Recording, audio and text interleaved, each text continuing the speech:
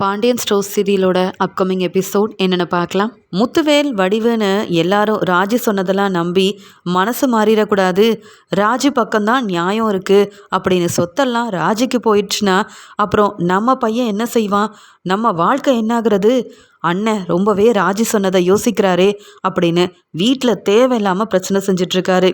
என்னென்ன மனசு மாறி உங்கள் எண்ணம் எல்லாம் இப்போ ராஜியை பற்றியே நினச்சிட்ருக்கீங்கல்ல. ராஜி சொல்கிறது அம்புட்டும் பொய்.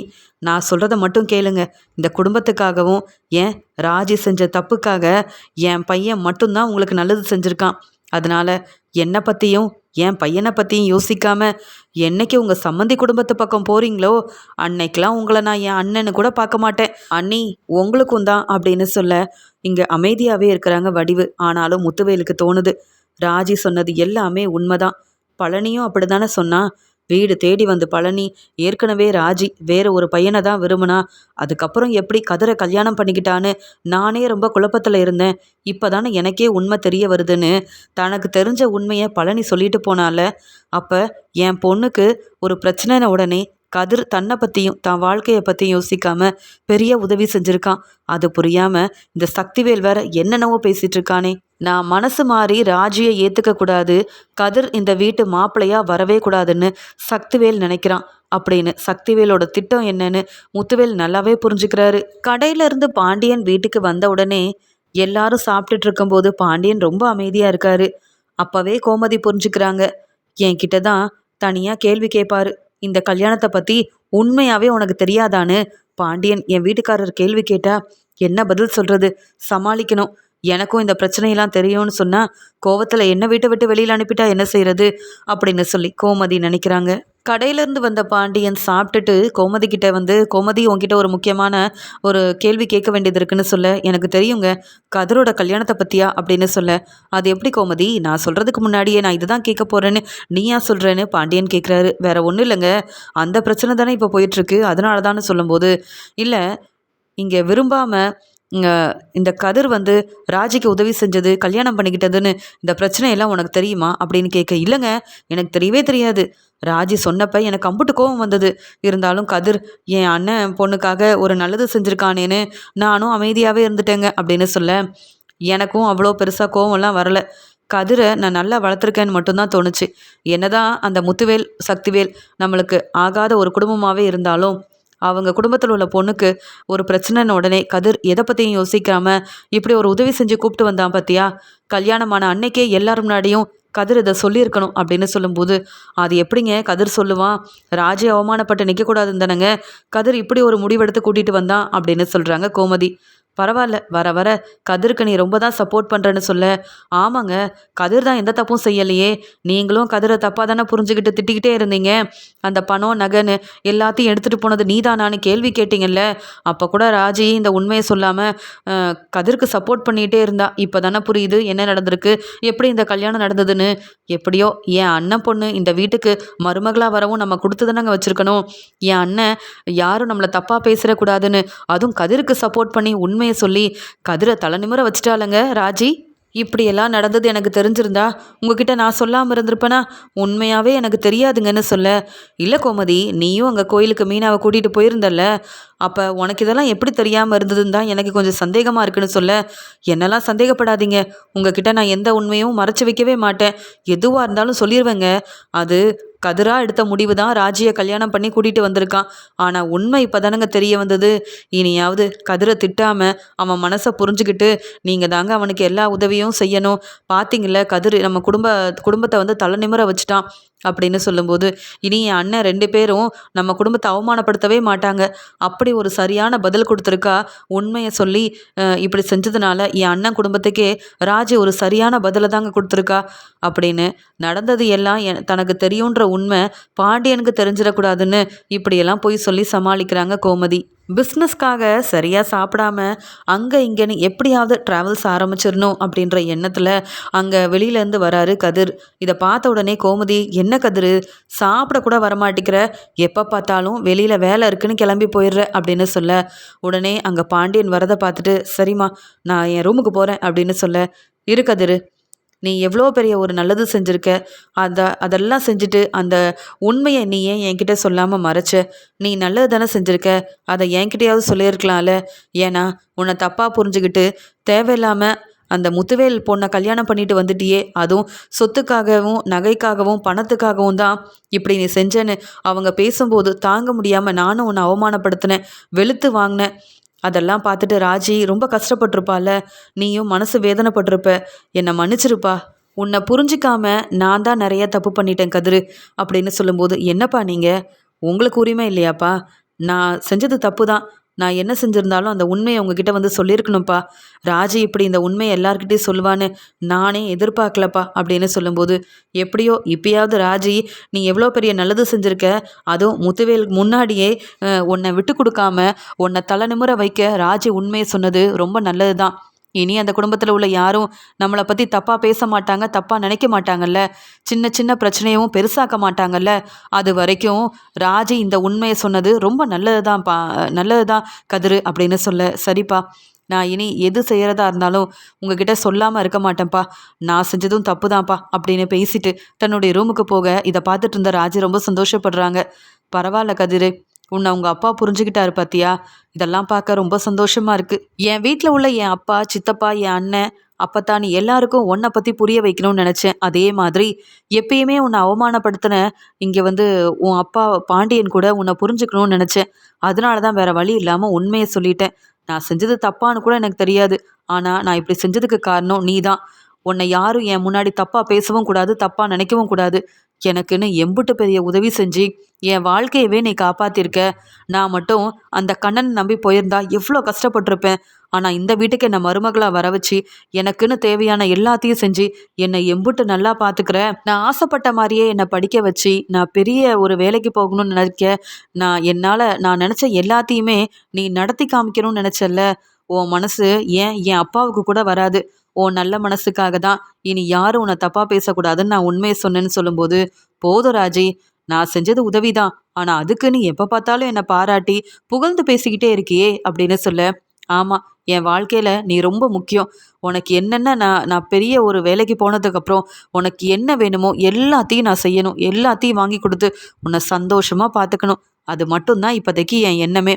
என் அப்பாவோட பணம் நகை எதுவுமே எனக்கு வேண்டாம். நீ மட்டும் என் கூட இருந்தால் போதும் கதிரு அப்படின்னு சொல்லி இங்கே ராஜி பேசுகிறத பார்த்து ரொம்ப சந்தோஷப்படுறாரு இங்கே வந்து கதிர். சக்திவேல் யோசிக்கிறாரு, என் பையன் வெளியிலேயே வர முடியாமல் கஷ்டப்பட்டுட்டு இருக்கான், அதுவும் அந்த பாண்டியன் குடும்பத்தால். இப்போ என் அண்ணன் என்னடானா என்ன திட்டுறாரு, என்ன எதிர்த்து பேசுகிறாரு. இந்த ராஜி வேற பெரிய உண்மையை சொல்கிறேன்னு சொல்லி எல்லார் மனசையும் மாற்றணும்னு நினச்சி அவள் விருப்பத்துக்கு என்னென்ன பொய்யெல்லாம் சொல்கிறா. இதெல்லாம் இந்த குடும்பத்தில் உள்ளவங்க அப்படியே நம்புகிறாங்க. ஆனால் நான் சொல்கிறத நம்ப மாட்டேங்கிறாங்க. என் பையனை வெளியில் கொண்டு வரணும்னு எங்கள் அண்ணன் முத்துவேலே எந்த முயற்சியும் செய்ய மாட்டேங்கிறாரு. இப்படியே போனால் சரிப்பட்டு வராது. இந்த பாண்டியன் குடும்பத்தை ஏதாவது செஞ்சு அவமானப்படுத்தணும். என் பையன் சீக்கிரமாக வெளியில் வரணும் அப்படின்ற கோவத்தில் இருக்காரு இங்கே வந்து சக்திவேல். அப்பத்தா முத்துவேல் கிட்ட வந்து பேசுகிறாங்க. என்னப்பா முத்துவேல், இங்கே நம்ம வீட்டு பொண்ணு ராஜி எம்பிட்டு பெரிய உண்மையை சொல்லி கதிரோட நல்ல மனசை நம்ம புரிஞ்சுக்கணுன்றதுக்காக பேசியிருக்கா. நீ என்னப்பா இதுக்கு மேலே என்ன செய்ய போகிறேன்னு கேட்க, நான் என்ன செய்ய முடியும், இதெல்லாம் முன்னாடியே தெரிஞ்சிருந்தா பரவாயில்ல. இப்போ இந்த ராஜி சொன்னதை நம்பக்கூடாதுன்னு சக்திவேல் சொல்கிறான். நம்பி என்ன செய்கிறதுன்னு எனக்கு தெரியல. அது மட்டும் இல்லை, ராஜி இப்போ நம்ம வீட்டு பொண்ணு இல்லை, அந்த பாண்டியன் வீட்டு மருமக. அவங்க பேச்சு தானே ராஜி கேட்பா. அவங்களுக்காக தானே ராஜி வந்து உண்மையவே நான் சொன்னேன். இனி என் வீட்டுக்காரர் கதிரை யாரும் தப்பாக பேசக்கூடாதுன்னு அந்த குடும்பத்துக்காக தானே சப்போர்ட் பண்ணிகிட்ருக்கா. அவள் அப்படியே இருக்கட்டும், நாம் இதில் என்ன செய்ய முடியும் அப்படின்னு கேட்குறாங்க. அதுக்குடனே, ஏன் உன்னால் ஒன்றும் செய்ய முடியாதா?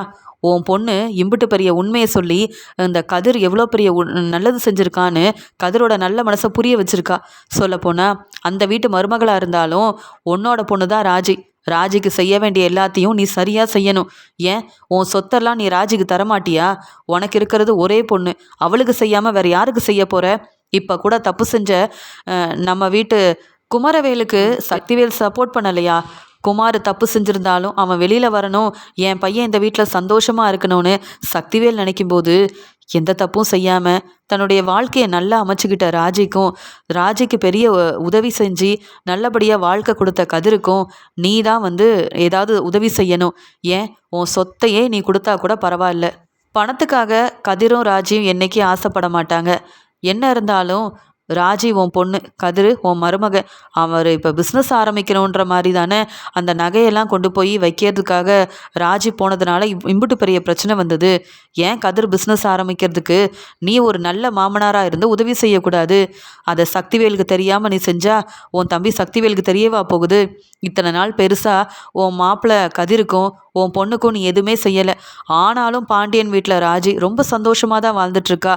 அந்த வாழ்க்கைக்கு காரணம் கதிர். கதிரால தான் ராஜி தன்னுடைய படிப்பையும் முடிச்சு நினச்ச மாதிரி ஒரு பெரிய வேலைக்கும் போகிறான்னு நம்ம கேள்விப்பட்டோம்ல. அதுக்கெல்லாம் உன்கிட்ட பணம் வாங்கினாங்களா? இல்லை நீ தர பணத்தை வச்சு தான் ராஜி பெரிய வேலைக்கு போகிறதாலாம் சொன்னாங்களா? இல்லையே. ராஜிக்கு எம்பிட்டு பெரிய உதவி செஞ்சு கூடவே இருக்கிற கதிரை நீ மருமகனாக ஏற்றுக்கிட்டு செய்ய வேண்டிய எல்லாத்தையும் செய்யணும்னு ஆசைப்பட்டுட்ருக்கேன். இந்த நகையை வச்சு சக்திவேல் பிரச்சனை செஞ்சு நீ மனசு மாறிடக்கூடாதுன்னு சக்திவேல் நினைக்கிறது உனக்கு தெரியும்ல. அப்போ நீ சக்திவேலுக்கு தெரியாமல் நம்ம ராஜிக்கு செய்ய வேண்டிய எல்லாத்தையும் செய்யணும். புரியுதா அப்படின்னு சொல்ல, சரிம்மா எனக்கும் புரியுது. நாளைக்கு நான் கோயிலுக்கு போய் நல்லா வேண்டிக்கிட்டு என்னால் முடிஞ்சது என்னன்னு யோசித்து ஒரு நல்ல முடிவாக எடுக்கிறேன். வடிவு, நாளைக்கு நம்ம 2 பேரும் கோயிலுக்கு போயிட்டு வரணும் அப்படின்னு சொல்ல, சரிங்க உங்கள் அம்மா சொல்கிறதும் சரிதாங்க. உங்களுக்காக நானும் உண்மையெல்லாம் தெரிஞ்சிருந்தும் என் பொண்ணுக்கிட்டேயும் பேச முடியல. என் பொண்ணுக்கு கல்யாணமாகி ரொம்ப நல்லபடியாக பார்த்துக்கிற மாப்பிள்ளையவும் இந்த வீட்டுக்கு வர வைக்க முடியல. சொல்லப்போனால் இது எல்லாமே நம்ம கோமதிக்கு தெரிஞ்சிருக்கோம். கோமதியவும் பார்க்கணும், ராஜிக்கிட்டேயும் பேசணும்னு ஆசையாக இருக்குங்க. உங்களால் மட்டும்தான் நீங்கள் மனசு மாறினீங்கன்னா இது எல்லாமே நடக்கும். இத்தனை நாள் உங்களுக்காக நான் ராஜிக்கிட்ட பேசாமல் இருந்தேன். ஆனால் ராஜிக்கு கோமதி குடும்பமே இவ்வளோ பெரிய உதவி செஞ்சுருக்காங்கன்னா நான் மனசு மாறிட்டேன். நீங்களும் மனசு மாறணும்னு நினைக்கிறேன் அப்படின்னு வடிவு சொல்கிறாங்க. கோமதி இங்கே தன்னுடைய பையன் கதிர் புதுசாக பிஸ்னஸ் ஆரம்பிக்கிறதுக்கு எல்லாமே நல்லபடியாக நடக்கணும் அப்படின்னு சொல்லி கோயிலில் வேண்டிக்கிறதுக்காக கிளம்ப, உடனே ராஜியாத்த நானும் வரேன் அப்படின்னு சொல்கிறாங்க. உடனே வாராஜி நம்ம 2 பேரும் போயிட்டு வரலாம் அப்படின்னு கோயிலுக்கு கிளம்புறாங்க. அந்த சமயம் கதிரும் வராரு. அம்மா எங்கே கிளம்பிட்டீங்க 2 பேரும்? என்ன ராஜி எங்கே கிளம்புறேன்னு கேட்க, கோயிலுக்கு தான் போகிறேன். உனக்காக வேண்டிக்கிறதுக்காக தான். நீ சீக்கிரமாக பிஸ்னஸ் ஆரம்பிக்கணும், பெரிய ஆள் ஆகணும். நீ எனக்கு எம்பிட்டு உதவி செஞ்சுருக்க, நீ நல்லா இருக்கணும்னு நான் நினைப்பேன்லன்னு சொல்லும்போது, நானும் வரட்டுமான்னு கேட்டு 3 பேரும் கிளம்பி போகிறாங்க. இதை பார்த்த பாண்டியனும், பரவாயில்ல கோமதி எல்லாரும் சேர்ந்து போயிட்டு வாங்க, நான் வேணா கடைக்கு போகிறேன்னு சொல்லிட்டு கிளம்புறாரு. அந்த சமயம் இங்கே கோயிலுக்கு முத்துவேலும் வடிவும் ஒன்றா வந்திருக்காங்க. இது தெரியாத கோமதி இங்கே ராஜுக்கிட்ட ரொம்ப சந்தோஷமாக பேசி சிரிச்சுக்கிட்டே கோயிலுக்கு போக, அங்கே முத்துவேல் தன்னுடைய பொண்ணையும் தான் மாப்பிள்ளை கதிரையும் பார்த்த உடனே அமைதியாக நிற்க, உடனே வடிவு வாங்குங்க நம்ம பொண்ணுக்கிட்ட போய் பேசுவோம். கோமதி மேலே இன்னுமா கோவமாக இருக்கீங்க? என்னதான் கோவமாக இருந்தாலும் கோமதி உங்கள் தங்கச்சி, அதை யாராலையும் மாற்ற முடியாதுல்ல. நம்ம பொண்ணுக்காக இங்கே எவ்வளோ பெரிய உதவியை கதிர் செஞ்சு நல்லபடியாக ராஜியை வாழ வச்சுருக்காரு. நீங்கள் என்னடானா எல்லாரும் வராங்க பார்த்துட்டு அமைதியாக நிற்கிறீங்க. உங்கள் தம்பி தன்னுடைய பையனுக்காக, அதாவது குமாருக்காக ஏதாவது செய்யணும்னு நினைக்கிறாரு. இதுலேயும் குமார் பெரிய தப்பு பண்ணியிருக்கான். ஆனால் நீங்கள் என்னடானா எந்த தப்பும் செய்யாத கதிரை அவமானப்படுத்தி திட்டி என்னென்னவோ பேசுனீங்களே, அதுக்கெல்லாம் மன்னிப்பு கேட்க வேண்டாமா? நாம் செஞ்சது தான் தப்பு. ஆனாலும் அதை பெருசாக எடுக்காமல் நம்ம பொண்ணை நல்லபடியாக பார்த்துக்கிற கதிரை நம்ம வீட்டு மருமகனாக நம்ம ஏற்றுக்கணுங்க. அப்போ தானங்க ராஜி அந்த வீட்டில் சந்தோஷமாக வாழ முடியும் அப்படின்னு சொல்லும்போது கண் கலங்கி நிற்கிறாரு முத்துவேல். உடனே அங்கே வந்த கோமதியும், அண்ணி நல்லா இருக்கீங்களான்னு கேட்க, நல்லா இருக்கேன் கோமதின்னு சொல்லி பேசிக்கிறாங்க. ஆனால் முத்துவேல் எதுவும் பேசாமல் இருக்க, சரி அண்ணி நாங்கள் போயிட்டு வரோன்னு சொல்லிட்டு அங்கே கோயிலுக்குள்ளே போய் நல்லபடியாக வேண்டிக்கிறாங்க. கதிர் முத்துவேலையே திரும்பி பார்த்துட்ருக்காரு. ஆனால் முத்துவேல் பதில் பேசாமல் இருக்க, இங்கே ராஜி கதிர்க்காக நல்லபடியாக வேண்டுதல் எல்லாத்தையும் முடிச்சுட்டு கொஞ்ச நேரம் அங்கே உட்காந்து பேசிகிட்டு இருக்கலான்னு நினைக்க, அந்த சமயம் ராஜியும் கதிரும் ரொம்ப சந்தோஷமாக பேசிகிட்டு இருக்காங்க. இதெல்லாம் பார்த்துட்டு முத்துவேல் நினைக்கிறாரு, ராஜிக்கு நான் நினச்சிருந்தா கூட இப்படி ஒரு நல்ல ஒரு வாழ்க்கையை அமைச்சு கொடுத்துருக்கவே முடியாது. ஆனால் ராஜி இப்போ ரொம்ப சந்தோஷமாக இருக்கா. அதுக்கு காரணம் கதிர். இன்னும் இதெல்லாம் பார்த்து நான் மனசு மாறாமல் இருந்தேன்னா இதெல்லாம் சரியே இல்லை அப்படின்னு நினச்சிட்டு கண் கலங்கிக்கிட்டே அங்கே கோமதியை பார்த்து, நல்லா இருக்கியா கோமதி அப்படின்னு கேட்க, அண்ணே நீயா என்கிட்ட பேசுகிற? இம்பிட்டு நாள் கழிச்சு ரொம்ப சந்தோஷமாக பேசுகிற மாதிரி இருக்குது. அண்ணே நீ மனசு மாறிட்டியாண்ணே அப்படின்னு கேட்கும்போது, நான் இதில் மனசு மாற ஒன்றுமே இல்லை. செஞ்ச தப்பெல்லாம் நான் தானே. உண்மை என்னன்னு புரிஞ்சிக்கல. உன் மேலே கோவமாக இருந்தேன். அதே தப்பை ராஜி செஞ்சிட்டான்னு ராஜி மேலேயும் கோவமாக இருந்தேன். இனி அப்படி கோவமாக இருந்து நான் பெருசாக என்னத்தை சாதிச்சிட போகிறேன்? ஒன்றும் கிடையாதுன்னு பேச, ராஜி இங்கே வா உங்கள் அப்பா பேசணும் அப்படின்னு சொல்லும்போது கதிரும் நிற்கிறாரு. அப்பா நீங்கள் என்னை மன்னிச்சிட்டிங்களாப்பா, என்னை மன்னிச்சிடுங்கப்பா. எத்தனை நாள் ஆகுது உங்ககிட்ட பேசணும், அம்மா கிட்ட பேசணும்னு அம்புட்டு ஆசைப்பட்டேன்ப்பா. அதெல்லாம் நடக்கவே நடக்காதான்னு நினச்சிட்டு இருந்தேன். ஆனால் நீங்களாப்பா என்னை கூப்பிட்டு என்கிட்ட பேசணும்னு வர சொன்னதுன்னு கேட்க, உடனே இங்கே கண் கலங்கி நிற்கிற இங்கே வந்து முத்துவேல் சொல்கிறாரு, ஆமாம் ராஜி, நான் தான் உங்ககிட்ட பேசணும். நீ எதுக்கு அழுகிற? உன்னை புரிஞ்சிக்காம மாப்பிள்ளைய புரிஞ்சிக்காம இருந்தது என்னுடைய தப்பு தான். உண்மை என்னன்னு தெரிஞ்சதுக்கு அப்புறமா தான் எனக்கு உன்கிட்ட பேசாமல் இருக்க முடியல. என்ன, உன் சித்தப்பா இன்னும் உன் மேலே கோவமாக தான் இருக்கான். அது மட்டும் இல்லை, நீ சொன்னது எல்லாமே பொய்ன்னு வேற சொல்லிட்டு இருக்கான். என்னால் உனக்கு எந்த நல்லதும் நடந்துடக்கூடாது, நான் உன்னை ஏற்றுக்கக்கூடாதுன்னு சக்திவேல் நினைக்கிறான். ஆனால் ஒரு அப்பாவாக இருந்து நான் எத்தனை நாள் உன்னை பிரிஞ்சு இருக்க முடியும் சொல்லு? அதனால தான். ஆமாம் கோமதி, நீ நல்லா இருக்கல்லன்னு கேட்க, அண்ணே நீ கேட்டதே போதுண்ணே, நான் ரொம்ப நல்லா இருக்கேன். ராஜி பாத்தியா, உங்கள் அப்பா மனசு மாறிட்டாரு, இது போதாதா நமக்கு அப்படின்னு பேசிகிட்டு இருக்கும்போது, அப்பா இன்னொரு பெரிய உண்மையை நான் சொல்லணும்ப்பா அவங்கக்கிட்ட, அதை எல்லாரும் முன்னாடி என்னால் சொல்ல முடியலப்பா அப்படின்னு ராஜி அழுகுறாங்க. எதுவாக இருந்தாலும் என்கிட்ட சொல்லு ராஜி அப்படின்னு இங்கே வடிவும் முத்துவேலும் கேட்க, உடனே சொல்கிறாங்க, நானும் கதிரும் கல்யாணம் பண்ணிக்கிட்டப்ப எனக்கு துணையாக இருந்ததே அத்தை தான்ப்பா. கோமதி அத்தை மட்டும் இல்லைன்னா என் வாழ்க்கை என்ன ஆயிருக்கும்னே தெரிஞ்சிருக்காது. எனக்கு ஒரு பிரச்சனைன உடனே எப்படி கதிர் எனக்கு உதவி செஞ்சானோ அதே மாதிரி கோமதியத்தை முன்னாடி நின்று தான் எனக்கு இந்த கல்யாணத்தையே நடத்தி வச்சாங்க. தான் பையன் வாழ்க்கையை பற்றி யோசிக்கல, கதிரோட படிப்பை பற்றி யோசிக்கல. நான் இவ்வளோ சந்தோஷமாக பாண்டியன் வீட்டில் மருமகளாக இருக்கிறேன், என் படிப்பையும் முடித்து பெரிய வேலைக்கு போகிறேன்னா அதுக்கு இன்னொரு காரணம் கோமதியத்தைப்பா. ஆனால் என்ன, அவங்க செஞ்ச தப்பையே நீங்கள் மனசில் வச்சுக்கிட்டு இப்போ வரைக்கும் அவங்க செஞ்ச நல்லதை பார்க்காமையே இருக்கிறீங்கப்பா அப்படின்னு அழுதுகிட்டே, இந்த கல்யாணம் நடந்தது கோமதிக்கும் தெரியும். கோமதி தான் தன்னுடைய அண்ணன்களுக்காக இங்கே வந்து கதிர்கிட்ட பேசி புரிய வச்சு கல்யாண ஏற்பாடெல்லாம் செஞ்சாங்க. இங்கே கோமதியத்தை நல்லது மட்டும்தான் செஞ்சாங்க அப்படின்னு முத்துவேலுக்கு புரிய வைக்க, உடனே முத்துவேலும், கோமதி இதெல்லாமே உண்மைதானா? நீ தான் வந்து எனக்காகவும் நம்ம குடும்பத்துக்காகவும் இப்படிப்பட்ட ஒரு வேலையை செஞ்சியான்னு கேட்க, அண்ணே எனக்கு என் குடும்பத்தை விட நம்ம குடும்பம் முக்கியம்ண்ணே. அது மட்டும் இல்லை, நீ அவமானப்பட்டு தலை குனிஞ்சு நின்னா என்னால் தாங்கிக்க முடியாது. நான் செஞ்ச தப்பால் நீ எவ்வளோ கஷ்டப்பட்டிருப்பேன்னு தெரியும். அதே கஷ்டம் அந்த ராஜி விஷயத்தில் நடக்கக்கூடாதுன்னு தானே வேற யாரையோ ராஜி விரும்பி இருந்தாலும் பிரச்சனை நடந்திருந்தாலும் உனக்காகவும் நம்ம அம்மாவுக்காகவும் நம்ம குடும்பத்துக்காகவும் தானே நான் இப்படி செஞ்சேன்னு சொல்ல, என்னை மன்னிச்சிரு கோமதி. உன்னை புரிஞ்சிக்காம உன் நல்ல மனசை தெரிஞ்சிக்காம நான் கூட உன்னை தங்கச்சியாக ஏற்றுக்க மாட்டேன்னு எவ்வளோ கோவமாக உன்னை பேசி என்கிட்ட நீ பேச வரும்போதெல்லாம் கண்டுக்காமல் அவமானப்படுத்தியிருக்கேன் பார்த்தியா? ஆனால் என் பொண்ணுக்கு ஒரு பிரச்சனைன உடனே நீயும் கதிரும் நாங்கள் தலை நிமிர்ந்து நிற்கணும், அதுலேயும் தப்பு செஞ்ச என் பொண்ணு ராஜியை யாரும் தப்பாக பேசிடக்கூடாதுன்றதுக்காக நம்ம குடும்பத்துக்காக இவ்வளோ பெரிய நல்லது செய்வேன்னு நான் எதிர்பார்க்கவே இல்லைன்னு கோமதியை பார்த்து கண் கலங்கி அழுதுகிட்டே மன்னிப்பு கேட்குறாரு முத்துவேல். உடனே வடிவு சொல்கிறாங்க, ஏங்க பார்த்தீங்களா, பாண்டியன் வீட்டில் உள்ள எல்லாரும் ரொம்ப நல்லவங்க, நீங்கள் தான் அவங்கள புரிஞ்சிக்காம என்னென்னவோ செஞ்சிட்டிங்க உங்கள் தம்பி சக்திவேல் கூட சேர்ந்துக்கிட்டு. இப்போ கூட என் பொண்ணை ஏற்றுக்கக்கூடாது, என் பொண்ணுக்குன்னு நம்ம பணம் நகன் எதையும் கொடுத்துடக்கூடாதுன்னு உங்கள் தம்பி என்னென்னலாம் பேசுகிறாரு. ஆனால் கோமதி மாதிரி யாராலையும் வந்து நம்ம குடும்பத்துக்கு நல்லது செய்யவே முடியாது. கோமதியோட நல்ல மனசு உங்கள் தம்பிக்கு புரியலனா பரவாயில்ல, நீங்கள் புரிஞ்சிக்காமல் இருக்கலாமா அப்படின்னு சொல்லும்போது, முத்துவேல் இங்கே வந்து கோமதி கிட்ட எப்படி வந்து மன்னிப்பு கேட்டு பேசினாரோ அதே மாதிரி கதிர்கிட்டையும் பேசுகிறாரு. நீங்கள் என் வீட்டு மருமக, உங்களுக்கு எல்லா உரிமையும் இருக்குது, நீங்கள் செஞ்ச உதவிக்கு நானும் உங்களுக்கு ஏதாவது செய்யணும்னு நினைக்கிற மாப்பிள்ள அப்படின்னு சொல்லும்போது, அதெல்லாம் ஒன்றும் வேண்டாங்க, உங்கள் பொண்ணை நீங்கள் மன்னிச்சு ஏற்றுக்கிட்டீங்கல்ல, அதுலேயும் என் அம்மா கிட்ட சந்தோஷமாக பேசுனீங்கல்ல, அதுவே போதும், பார்க்க அம்புட்டு சந்தோஷமாக இருந்தது. நீங்கள் எனக்கு என்ன செஞ்சாலும் இதுக்கு சமமாக வரவே முடியாது அப்படின்னு சொல்லும்போது, உடனே சக்திவேல் தன்னுடைய மாப்பிள்ளைக்கும் பொண்ணுக்கும் ஏதாவது செய்யணும் உடனே அப்படின்னு நினச்சி ரொம்ப சந்தோஷத்தில் தாங்கிட்ட வேலை பார்க்குற ஒருத்தருக்கு ஃபோன் பண்ணி, ஏற்கனவே நான் சொன்ன மாதிரி எல்லா ஏற்பாடும் செஞ்சிட்டிங்களா அப்படின்னு கேட்க, ஆமாண்ணே எல்லாமே ஏற்பாடெல்லாம் செஞ்சாச்சு அப்படின்னு சொல்லும்போது, கோயிலுக்கு நான் சொன்ன எல்லாத்தையும் எடுத்துகிட்டு வாங்க அப்படின்னு சொல்ல, உடனே அந்த ஆளும் கொஞ்ச நேரத்தில் கோயிலுக்கு வந்துடுறாரு. அந்த சமயம் பெரிய ஒரு பேப்பர் எடுத்து இங்கே வந்து கதிர்கிட்டையும் ராஜுக்கிட்டையும் கொடுக்க, இதை பார்த்த உடனே ராஜு, அப்பா என்னதுப்பா இதெல்லாம் அப்படின்னு கேட்கும்போது, இது நான் உனக்காக சேர்த்து வச்ச பணமாக இருக்கட்டும், சொத்துன்னு எல்லாமே உனக்காக தான். இதில் நான் வந்து என் கையெழுத்தையும் போட்டு கொடுத்துருக்கேன். எம்புட்டு வேணுமோ நீ எல்லாத்தையும் எடுத்துக்கலாம்.